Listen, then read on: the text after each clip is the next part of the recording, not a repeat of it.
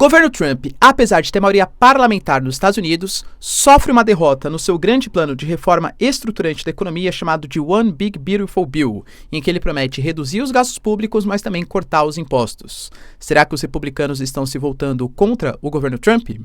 Enquanto isso, temos também o próprio governo americano colocando que mandará cartas para vários países, anunciando como que eles deverão pagar para não sofrer com a guerra comercial em relação aos Estados Unidos, enquanto Trump finaliza o seu giro pelo Oriente Médio, conseguindo nada mais nada menos que 2,2 trilhões de dólares. Nos próximos 10 anos, isso equivale praticamente a um PIB brasileiro. Falar um pouquinho também, galera, sobre a gripe aviária, que teve o primeiro caso em uma avicultura comercial no Brasil, com suspensão das vendas para a China, União Europeia, Argentina e possivelmente para a Coreia do Sul. Será que há riscos para a população brasileira? Falar um pouquinho também sobre a reunião entre Rússia e Ucrânia, que apesar de não contar com Putin e Zelensky, os astros, entre aspas, de Rússia e Ucrânia, a gente teve alguns acordos sendo estabelecidos, como por exemplo a troca de prisioneiros, mas o cessar-fogo ficou para um segundo momento e aparentemente com algumas exigências bem fortes por parte dos russos. Enquanto isso, o Marco Rubio garante que a reunião entre Trump e o Putin é a única chance possível de um cessar-fogo e uma grande cúpula, uma grande reunião na Albânia entre 47 lideranças europeias define algumas questões importantes sobre o conflito entre Rússia e Ucrânia e a promessa da França de defender todo o continente europeu com seu guarda-chuva nuclear. Mas será que de fato, pessoal, isso é possível? Se vocês querem entender um pouco mais sobre esses assuntos e muito mais também sobre geografia, geopolítica, atualidades, política, polêmicas, enfim. Tudo para você se manter sempre bem atualizado. Já se inscreve no canal, deixa seu like e compartilha esse vídeo, que eu, professor Ricardo, conto muito com a sua ajuda. Belezinha? Pessoal, recado rapidinho da nossa parceiraça do canal. Galera, presta atenção que eu tô oferecendo para você uma super oportunidade. Se você quer ter acesso às melhores e mais tecnológicas roupas do Brasil, que são as roupas da Insider, usa o cupom PROFRICARDO que ele te oferece 15% de desconto em todas as peças e se já tiver desconto no site, sim, o desconto ele acaba sendo cumulativo. Então, por exemplo, eu falo assim com toda a propriedade, porque a Insider é o meu guarda-roupa, eu já usava as peças da marca, mesmo antes de fechar a parceria, e hoje que ela é parceiraça do canal, apoia aqui o conteúdo de geopolítica para vocês, é praticamente todo o meu guarda-roupa. Então eu tenho meia, eu tenho bermuda, tenho calça, as tech t-shirts, cara, que eu tenho, acho que todas as cores, né? Eu tenho vinho, tenho azul, tenho branco, tenho essa preta, gola V, gola normal, e assim, porque elas são muito práticas, elas são muito bonitas, fazem parte do look que eu acompanho geralmente, que é um look mais minimalista. Então, se você quiser uma roupa que não desbota, o que demora muito mais para desbotar, claro, que as camisetas de algodão convencional, essa aqui é bem antiga e tá praticamente da mesma cor que eu usei pela primeira vez, vai lá no site da Insider, custo-benefício, cara, é sensacional. Vários tamanhos, tipos, para homem, mulheres, eu tenho certeza que você não vai se arrepender. E claro, além de ter uma excelente peça aí na sua casa, você ainda vai apoiar aquele que apoia a criação de conteúdo de geopolítica, ou seja, uma relação ganha-ganha. Cupom PROFRICARDO, 15% de desconto, refaça o guarda-roupa ou presente alguém com as roupas da Insider. Bom, galera, então bora lá pro vídeo, ó. Como eu falei para vocês na introdução, de fato o governo Trump, ele tinha uma postura muito clara, mesmo enquanto era candidato à presidência dos Estados Unidos, das suas propostas de reduzir os gastos públicos, até para isso convocou o Dodge, o Elon Musk, enfim, mas também cortar os impostos, alegando que isso ajudaria no ambiente econômico mais favorável, na criação de empregos, nos grandes empresários produzindo, reproduzindo ali a economia, ou seja, uma medida mais liberal, pelo menos internamente, nos Estados Unidos. E para isso, ele fez uma proposta ousada que conta com 1.116 páginas de um projeto chamado de One Big Beautiful Bill, ou seja, uma conta bonita, entre aspas, é uma grande conta bonita para os americanos. Talvez seja, pelo menos assim, de um ponto de vista de estrutura econômica, a principal reforma que ele está propondo. E como eu falei para vocês, é bom mesmo, tá? Que ele propõe esses grandes projetos de mudança. Do ponto de vista político, pelo menos nos seus 2 primeiros anos de mandato. Porque ele, acabando, entre aspas, de virar presidente, ele conta com apoio muito forte da população, lembrando que ele teve a maioria dos votos, tanto do ponto de vista do sistema eleitoral americano, como o total de votos mesmo, né? Ou seja, a maior parte dos delegados e o voto popular também, né? Não são coisas diferentes, claro, porque do final das contas o voto popular não conta para nada, mas simbolicamente falando é importante. Ele tem a maioria dos governadores nos Estados Unidos, que é um país extremamente federalista, ou seja, conta muito também, e conta com a maior parte dos republicanos na Câmara e no Senado, além de cara à Suprema Corte também de maioria de juízes conservadores. Ou seja, tudo conspirando ao seu favor. ele teve a sua proposta, pelo menos até o momento, rejeitada. Segundo os democratas, a proposta dele, que visa, lembrando que os Estados Unidos hoje tem mais de 30 trilhões de dívida, e isso, claro, vai gerando impactos, ainda mais em um momento em que o Federal Reserve não derruba a taxa de juros, é fato, então tem alguns problemas relacionados a essa dívida tão grande, agências de investimento rebaixando a nota dos Estados Unidos, enfim. E dentro desse contexto, os democratas colocam que eles acham sim que é um problema, mas que a solução proposta pelo Trump de abaixar os impostos vai ser principalmente para grandes empresários, ou seja, beneficiando muito mais as pessoas que são mais ricas nos Estados Unidos em detrimento de outros nichos da sociedade. Enquanto cortar os benefícios sociais como forma de contenção dos gastos, como por exemplo Medicare e outras assistências sociais, vão impactar principalmente na população mais pobre. Mas é natural, né, galera? Política. Então, os democratas, de fato, votam contra a proposta do Trump e são muito mais sociais-democratas, muito mais intervencionistas. A grande surpresa está em parte dos republicanos também não gostarem do projeto. E grande parte, como eu sempre falo para vocês, né? Poxa, cara, você não tem só dois tipos de pensamento nos Estados Unidos. Ah, o cara é republicano ou democrata. Tem vários republicanos, vários democratas. E o Trump é uma figura forte, de fato. Muita gente alega que ele não é exatamente republicano, que ele é um trumpista. Então, essa maioria parlamentar pode ser, depende das medidas, os resultados econômicos do Trump, que não seja exatamente uma maioria de fato se ele desagradar a parte ali dos republicanos. E parte dos republicanos considera que o corte de gastos que ele fez foi muito ruim, principalmente no setor de Medicaid, né, ou seja, a ajuda ao setor de saúde nos Estados Unidos, e também o Biden, que fez uma série de políticas de incentivo à transição energética, energia verde. Segundo alguns deputados, alguns parlamentares, a ideia é que precisava reduzir mais ainda esses gastos públicos. Porque se só cortar os impostos, mas os gastos públicos continuarem elevados, a dívida, na verdade, vai subir dos Estados Unidos. Claro que a gente sabe como funciona a política, foi para a primeira votação, aí vai ter a recusa, vai ter transformações, enfim. E muito possivelmente o Trump, como conta com a maioria republicana na Câmara e no Senado, vai ter o seu projeto aprovado. Mas acho importante mostrar para vocês como não é uma maioria tão confortável assim, há discordâncias dentro do partido, e também a proposta do Trump, que visa reorganizar completamente a economia americana. Enquanto isso, galera, tivemos também o Trump dando uma resposta, inclusive em Abu Dhabi, né, estava ali nos Emirados Árabes, em relação à guerra comercial.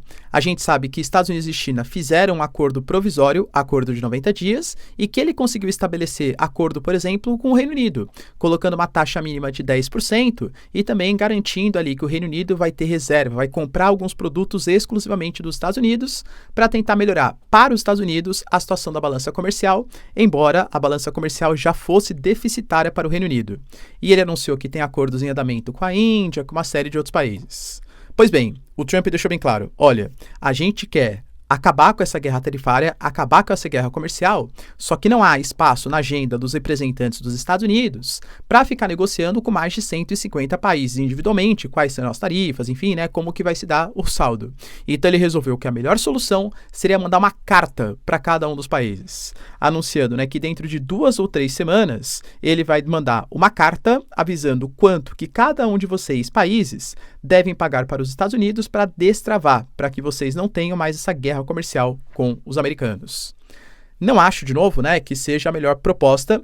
Eu, de novo, né, quem dera, né, não sou presidente dos Estados Unidos, figura política e tal, mas acho que você taxar todo mundo para depois negociar com cada um não seja a melhor das propostas. Ele poderia, eventualmente, ver onde que estão os principais déficits econômicos, tentar negociar e, caso não conseguisse, aí sim praticar as tarifas, até mesmo para não comprar essa briga e perder esse capital político com parte dos países, que, querendo ou não, já vem os Estados Unidos hoje com uma desconfiança maior do que vinha, claro, anteriormente. Enquanto isso, galera, o Trump, ele finalizou também a sua volta pelo Oriente Médio. E olha, eu diria que assim, foram resultados muito bons econômicos para os Estados Unidos. Trouxe para vocês também que guarda uma certa hipocrisia no sentido geopolítico, né?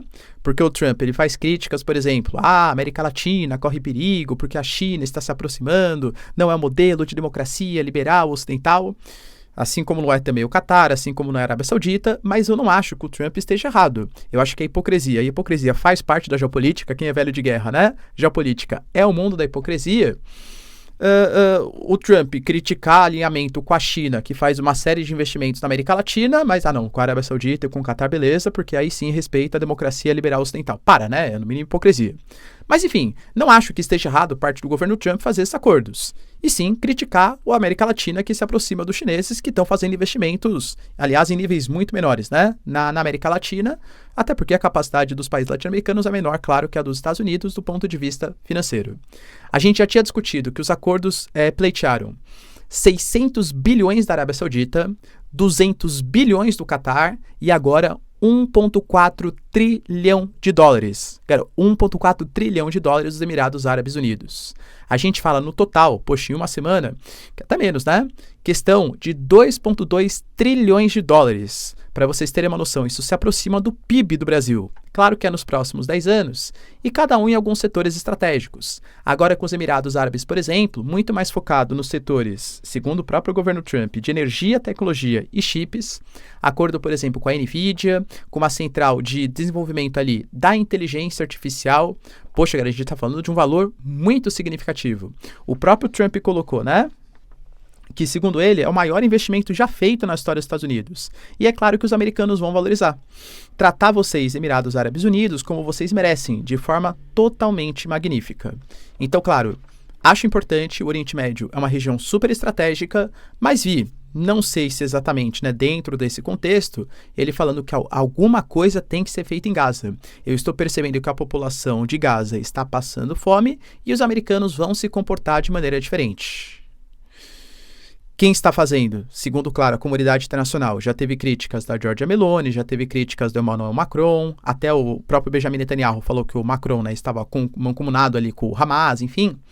Mas colocando críticas à postura de Israel, que está bloqueando a entrada de ajuda humanitária, anunciou mais ataques na posição de Gaza, intervenções com as suas forças militares no território ali da faixa de Gaza. Então ele vai dar um jeito? Qual jeito vai ser esse que ele vai dar? Será que ele entrou em algum tipo de consenso? Porque, presta atenção, hein? O acordo com a Arábia Saudita já era para ter sido assinado há muito tempo. Só que ele colocava uma condição, que era a condição da Arábia Saudita reconhecer o Estado de Israel. Aparentemente, isso não é mais pré-condição. O Trump se aproximando também da Síria, do HTS retirando todas as sanções e, aparentemente, como eu trouxe para vocês, está cada vez mais próximo de assinar um acordo, um tratado com o Irã. Olha, galera, se ele conseguir pacificar, entre aspas, né, ou pelo menos aproximar alguns países, como a Síria, que já teve a queda do Bashar al-Assad, sei que não foi ele exatamente, né? Mas o Irã, por exemplo, fazer um acordo nuclear com os Estados Unidos e ainda conseguir 2,2 trilhões de dólares em investimentos, eu diria que foi uma jornada muito bem sucedida do governo Trump no Oriente Médio. E você, galera, acha que o Trump mandou bem para os Estados Unidos, claro? Deixa aí nos comentários. Enquanto isso, galera, temos uma notícia não muito positiva para o Brasil. Foi averiguado o primeiro caso ali no Rio Grande do Sul de uma gripe aviária no Brasil. Não o primeiro caso exatamente, porque alguns casos já tinham se manifestados, mas não numa avicultura comercial. A gente fala, pessoal, de uma doença que circula no mundo desde 2003, mas o primeiro caso no Brasil foi em 2023, mas novamente não numa avicultura comercial. E aí, qual é a preocupação? Que existem alguns países que já acionam os seus dispositivos protecionistas. A gente pega a China, por exemplo, e lembrando que o Brasil hoje, ele é o terceiro maior produtor de carne de frango e é o maior exportador do mundo, sendo que a gente tem a China como nosso principal mercado consumidor, para variar, claro, depois os Emirados Árabes Unidos, depois tem o Japão, mas também a Coreia do Sul já alega que não vai mais comprar o frango brasileiro, vai dar um período, uma pausa, pelo menos durante 60 ou 90 dias, União Europeia, Argentina. Deixando bem claro que eu não sou virologista, tá? E recomendo, inclusive, quem tiver mais curiosidade, não é num canal de geopolítica que você vai entender essas coisas. Procurem as autoridades, né? Ou as pessoas que produzem conteúdo, que realmente são formadas e especializadas nisso. Vou colocar aqui para vocês quais são as principais recomendações ditas pelo Ministério da Agricultura e pelo Ministério da Saúde do Brasil. Segundo os dois organismos, não há problemas. Não há risco de contaminação por consumo de ovos e de carne, até porque no processo de cozimento desses alimentos, você elimina completamente o risco do vírus. Vale lembrar também, galera, que o principal perigo é uma contaminação geral na avicultura ali brasileira, o que poderia impactar, claro, na produção do Brasil, no sentido econômico só falando, reduzindo a produção de carne, reduzindo a produção de ovos, o que praticamente aconteceu nos Estados Unidos também, que reduziu a produção de ovos, teve que importar mais ovos do Brasil e encareceu, claro, tanto nos Estados Unidos como também no Brasil, o preço do ovo. Então, o Rio Grande do Sul já fala numa tentativa, né, de contenção dessa doença, mas fala que o Carlos Fávaro, né, que é uma coisa muito nova, que não há nenhum tipo de perigo. Pelo que eu pesquisei, hein, galera, tá? Há risco de contaminação direta entre seres humanos só se você comer a carne ou o ovo cru, cara, e aí o risco não é nem só da gripe, mas salmonela, outras doenças, tal, né? Ou se você entrar em contato, por exemplo, com fluidos do animal. Então, talvez a pessoa, né, o cara que cuide ali diretamente do animal, enfim, ele possa ter algum tipo de risco ali de contaminação. Aparentemente, de novo, não sou a pessoa mais, e olha a responsabilidade nisso, hein, galera, é questão de saúde, não sou mais responsável para falar sobre isso. Aparentemente, o risco ele é baixíssimo, pelo menos pelo que se sabe até agora, mas os impactos econômicos eles podem ser bem significativos para a economia do Brasil. Será, galera, que vai ser mais um problema aí para a balança comercial brasileira? Deixa aí nos comentários. Enquanto isso, temos notícias também importantes sobre a cúpula que de fato aconteceu. Uma cúpula esvaziada, hein? Uma cúpula meio fraquinha entre Rússia e Ucrânia. O Zelensky não participou, já tinha avisado, né, que não ia participar, porque mostrou um desrespeito com a própria comitiva ucraniana, já que o Putin não foi participar e a única pessoa mais responsável que ele colocou, chefe da delegação russa, foi o assessor do Putin, uma pessoa que, segundo o Zelensky, nem tinha competência para de fato fazer algum tipo de resolução. O próprio Zelensky falou, né, olha, a gente foi para ver se eles tinham condição de decidir alguma coisa, os russos. Todos perceberam que, na verdade, a delegação russa era de baixíssimo nível. E aí, depois de uma pré-conferência, uma pré-reunião entre Rússia, Turquia, Estados Unidos, o próprio Marco Rubio, por exemplo, né, americano ali estava presente, a gente teve, de fato, a cúpula se realizando. Foram 2 horas de discussão, 2 horas de debate, em que, segundo relatos da Ucrânia, a Rússia, cara, são visões até um pouco diferentes.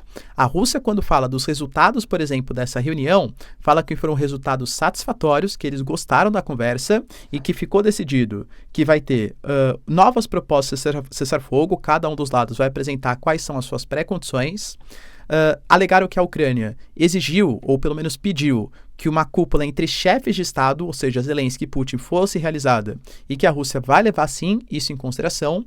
Uma proposta de troca de prisioneiros, a maior troca desde o início da guerra, 1.000 prisioneiros de cada lado, e também a ideia de tentar estabelecer um acordo no futuro, uma realização de algum tipo de proposta de paz. Só que o lado ucraniano fala coisas um pouco diferentes. A Ucrânia, primeiro, não gostou muito, né, da ideia da Rússia não mandar ministros importantes, e sim secretários e assessores. Parece que deu menos importância para o processo e fala que os russos colocaram algumas condições para um futuro cessar-fogo, assim, muito graves. Como, por exemplo, como já falava desde antes, né?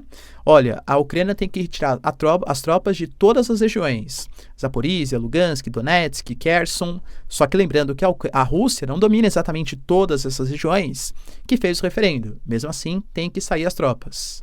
Que a Ucrânia tem que abrir mão, ou falar para os países europeus abrirem mão de todas as sanções. A Europa tem que deixar de ajudar a Ucrânia, porque um cessar-fogo não deve ser um armamento da Ucrânia, né? E falou também que a Ucrânia tem que se comprometer a não entrar para a OTAN. Ou seja, todos pontos que a Ucrânia, pelo menos até o momento, não concorda. Então, assim, a Ucrânia, que falou que foi decidida a estabelecer algum tipo de proposta de cessar-fogo, não acabar, mas pelo menos cessar o conflito, não conseguiu seus objetivos e fala que a Rússia aumentou ainda mais as condições. A Rússia fala que ficou satisfeita. E aí, galera, o que você acredita, né? Seria um primeiro passo aí, segundo os russos, em que eles conseguiram apresentar as suas propostas.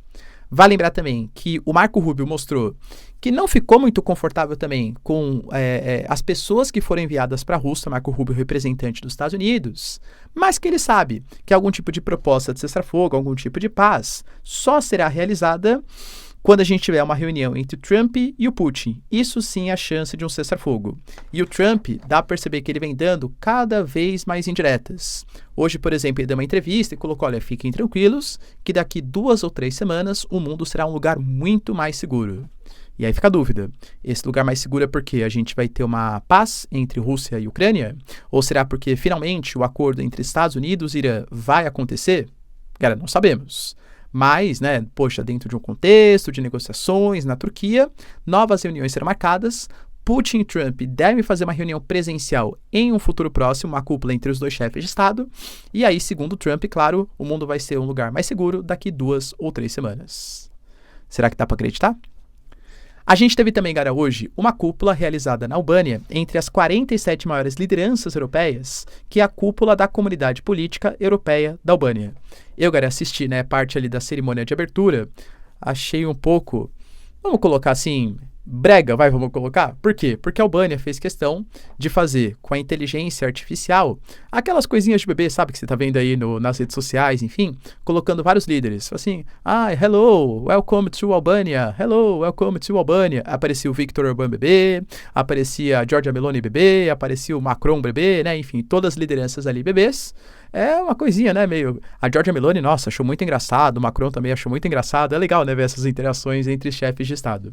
Mas, enfim, excetuando essa parte mais de abertura, a gente teve também uma cena importante. Eu, cara, se fosse para a população, principalmente da Armênia, ficaria até relativamente incomodado.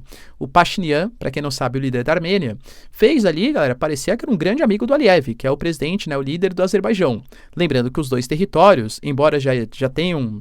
Então, quase ali numa proposta de cessar-fogo, né, o reconhecimento do território de Nagorno-Karabakh, mas estão envolvidos numa guerra. Poxa, os líderes de Estado terem um bom convívio, chamar um para tomar o outro ali cafezinho, não sei, claro que, né, enfim, tem coisas maiores assim, mas eu, se fosse população, ainda mais se fosse um militar lutando para uns dois lados e visse os dois chefes de Estado nessa paz, nesse amor, ficaria no mínimo incomodado, né? Mas, enfim, além dessa proximidade entre o Pashinyan e também o Aliyev, a gente teve algumas palavras importantes. A Alemanha, por exemplo, reforçando que vai exigir mesmo da sua parte política.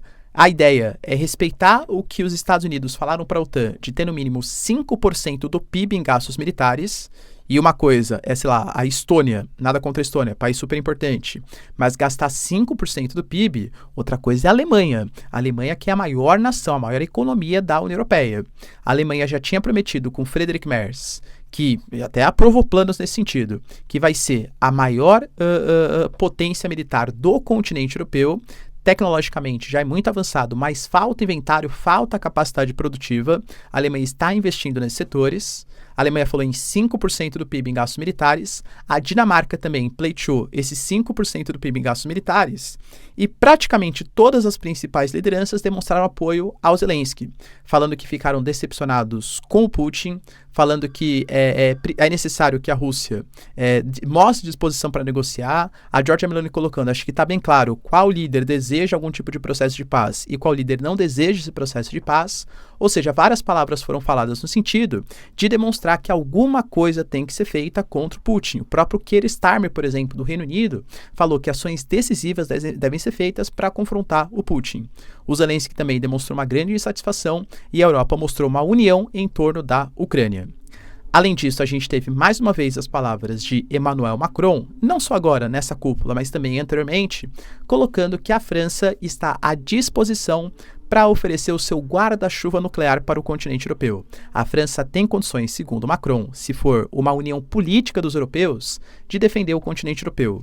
Isso vem dentro de um contexto que na Europa hoje, pelo menos na Europa Ocidental, a gente tem só Reino Unido e França com capacidade bélica nuclear. Ah, professor, mas tem armas nucleares na Alemanha. Tem mesmo, mas faz parte dos Estados Unidos. A Alemanha não tem poder de decisão sobre aqueles equipamentos, tudo está na mão dos americanos. E a França anunciou que pretende expandir. Vai lembrar que a França hoje, ela começou, né, a sua proposta e o seu armamento nuclear em 1965 e hoje corresponde, entre gastos militares, mais ou menos 10%. Ou seja, 10% de tudo que a França gasta é para manutenção e modernização das suas ogivas nucleares. A França hoje, cara, tem mais ou menos ali, tá? Cerca de 300 ogivas nucleares e O Friedrich Merz falou que já aceita negociar com os franceses a disposição de alguns armamentos nucleares. A Polônia, de Donald Tusk, até já pediu para uma mão no Macron, e o Macron sabe que isso é um tipo de reforço do seu hard power. Poxa, a Europa está precisando de mim, no momento em que há uma desconfiança se os Estados Unidos vão conseguir ou não proteger o continente europeu. É fato. Pois bem, galera, o Macron foi bem enfático e falou que é favorável. Só que quero um debate, mas deixando bem claro, nós não pagaremos pela segurança dos outros. Além disso, claro, a gente não vai compartilhar o poder de decisão. Então, se uma arma nuclear francesa estiver disposta na Polônia, quem comanda o disparo, o possível disparo, são os franceses e não outros países. Na prática, o que o Emmanuel Macron falou? Olha, a gente hoje tem o dispositivo nuclear responsável para defender a França. Vocês querem aumentar o guarda-chuva nuclear francês? 300 ogivas não é necessárias. Então, hoje, os nossos equipamentos, sistemas de lançamento, mísseis balísticos, sistemas aéreos são para a França. Eu preciso de uma coordenação em que Polônia, Alemanha e União Europeia vão ter que pagar por isso. Só que, claro, mantendo o poder de decisão na França. Entende que é o melhor dos mundos para o Macron? Porque aumenta a capacidade nuclear, aumenta a influência francesa no continente europeu e ainda mantém o poder de decisão na mão dos franceses. Não sei se a Europa vai aceitar. Vocês acham que vai, galera? Deixa aí nos comentários, quero saber sua opinião. No mais, se vocês curtiram o vídeo, tamo junto, beijos, abraços e tchau, tchau.